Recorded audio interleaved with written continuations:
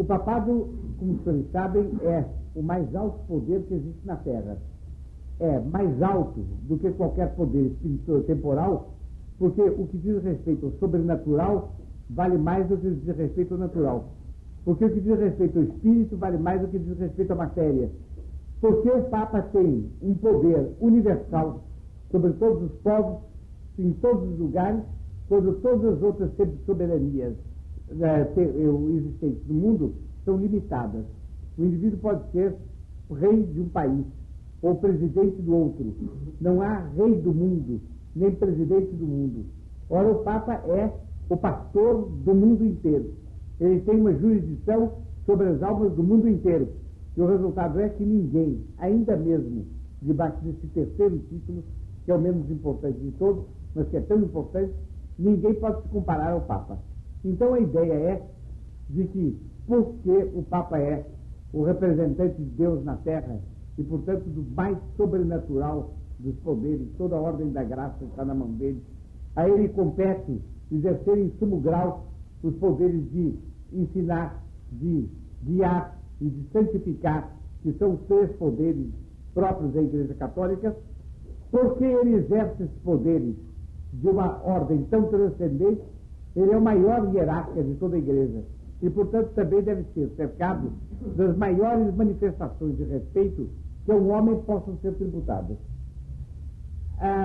Por causa disso, senhores veem o corolário. Toda a vida em torno do Papa tem que ser organizada de maneira tal que ele seja objeto desse respeito, que ele seja objeto também desse amor. A monarquia papal sobre a Igreja é uma monarquia que corresponde a três ideias: a ideia do respeito, a ideia do amor e a ideia da força. A ideia do respeito, então, em primeiro lugar, o Papa deve ser venerado, como eu já disse aos senhores. Em segundo lugar, a ideia do amor. Se o Papa é o representante de Cristo na Terra, todo o amor que o homem deve voltar a nosso Senhor Jesus Cristo deve ter como seu ponto de aplicação imediata o Papa, que representa Cristo na Terra. Depois, a primazia de força. O Papa é um pastor. Os senhores não podem conceber um pastor que não tenha um papel de força a desenvolver. Porque o pastor deve defender as ovelhas contra o lobo. E, portanto, ele deve aplicar a força contra o lobo. O poder de governar as ovelhas tem como elemento intrínseco o poder de combater o lobo. Combater pelas armas espirituais, é claro, mas se necessário for, pelas armas temporais também. Então os senhores veem uma pompa em torno do pontífice, que é uma pompa religiosa, mas ao mesmo tempo é uma pompa paterna, mas ao mesmo tempo uma pompa de força. E a nossa força precisa ser um pouco salientada.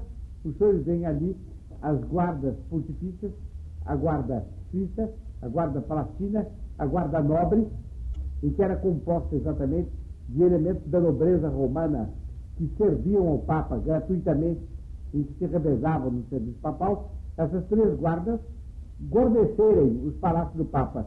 É claro que com uma primeira preocupação imediata de garantir a integridade pessoal do pontífice, de garantir a ordem nesse enorme movimento de pessoas, de garantir também a incolumidade dos tesouros de aço colossais que se encontram ali, e de que alguma coisa, se vocês tiveram a ocasião de ver de passagem nesse filme.